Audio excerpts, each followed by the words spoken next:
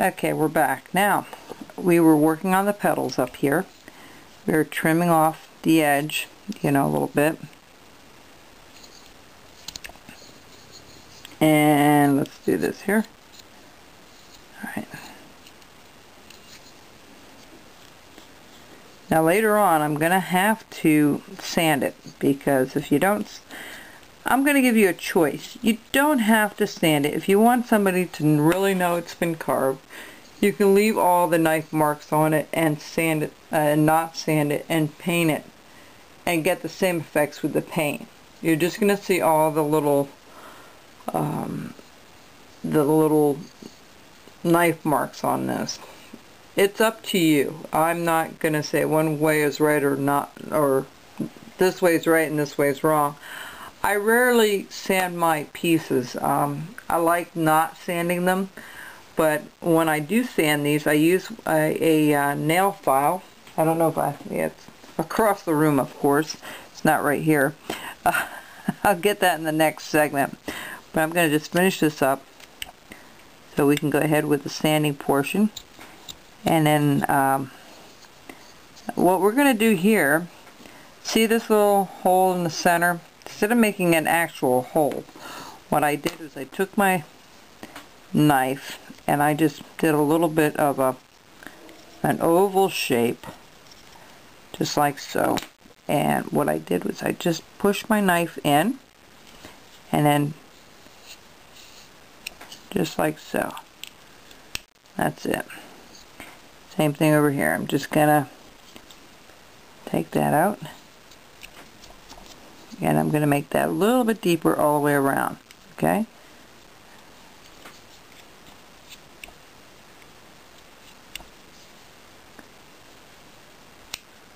A little hard here to see what I'm doing, but you'll get the idea. Now at the corners there, I'm going to make it a tad deeper, like a little triangular cut. I just want you to see that that's down in there ways. I just want that effect. Now, if you use power, folks, this kind of stuff would be easier because you can use the power to really grind that and sand it at the same time. But like I said, I do a lot of stuff with my knife, and I really just enjoy using the knife much more than power. But, and there are times when I might revert to power if my hands start, aching from either arthritis in the future, or, there's no right or wrong way. So, there we go. Alright, we're going to make this a little bit oval. Just keep digging that out a little bit. Alright, and then this is going to come down. So here in the center of each of these, of this side and this side, we're going to scoop it out. What do I mean by that? We're going to spray it. And again, the spray works great for this. And let it sit for a couple seconds here. And what I'm going to do is I'm just going to scoop it out. Now you can use a gouge if you want, and that's up to you. But I'm going to scoop this out because that's what a tulip looks like a lot of times. Okay, you see that?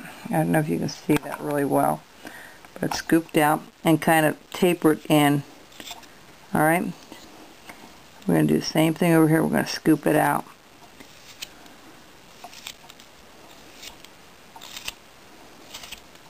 These are fun to do, folks. They really are. They take a little bit of time because you have to sand them, but every carving takes time. I'm just going to take that hard edge off. See that little edge there? I'm going to take that off. Same thing over here. That's pretty well it. Now I'm going to go back and I'm going to sand everything. I'm going to round everything off nice. You can make this look like it's going underneath. And what I do is I push it, instead of going this way and pushing, I'm pushing it like it's really underneath there. So, and that it's kind of rounded. Alright. And I'm going to do the same thing over here. I'm going to just put a little stop cut at an angle. See my angle going in? At an angle here.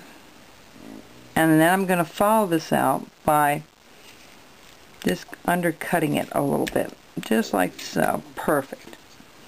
So it has a little more depth to it. And rounding things off. Flowers kind of just fold nicely into each other, which is nice. And I'm going to do the same thing here. I'm just going to undercut it just a tad.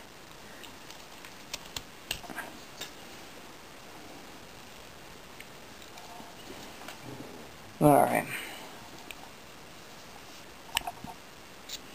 Just like so. See how that's starting to round up a little bit? And we're going to... Alright, folks. I think that will do our tulip. So what we're going to do is you're going to go offline and you're going to go ahead and let me just take a look at something here.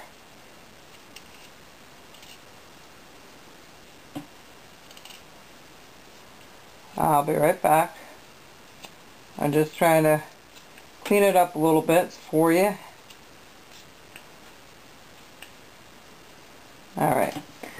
That looks good. Alright, I know that I have some marks here that will come off when I sand, but I'm going to use sander. Now let me just run over here for a second and get... This is just a plain foamy nail file. Okay, you can buy it at a local dollar store. You can get 4 in a pack or 2 in a pack for $1. And this will work really well. And what I do oftentimes, I cut it to fit whatever I'm working on. I cut it to fit. Now, when I'm sanding this, okay, if I'm sanding this, which this will work really well. You can use finer sandpaper if you want, but it allows me to get in areas as well as going around the base. It works really well for that. And then when you cut it to, now I need to recut it again, you can get into areas really nicely, okay, without a lot of effort.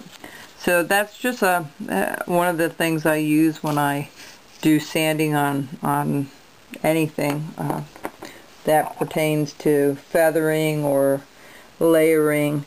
I'll use a nail file of a fine grit.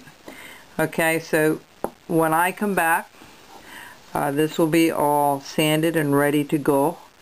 And in fact, what I'll do is I'll go ahead and paint it, and then when you come back the next time, it will be completely done. Then we'll go into putting the pin on, and we'll finish it up on our next segment. Okay, folks, so it will hopefully look somewhat similar to that, but now I'll have 2 instead of 1. One tiny one and one big one. My mom can choose which one she wants to wear for Mother's Day or Easter, whichever. I'm trying to make this for Mother's Day. Now I did the pansy flower. If you're interested in pansy flowers, I do have a video of that, and it's online. You can just search up pansy flowers and pin, and it's the same idea. It's a flat flower that you can also make, and I made a few of them from a couple of my aunts and a friend, my mom's older friends and such, and they really enjoyed it. So pins are a fun project to do. We're going to do more different things. I had a different idea for flowers, but we'll get into that later. But we're going to finish this up, and we'll be back with more information how to put the pin on things. Okay? So finish it up and we'll be back. Bye-bye.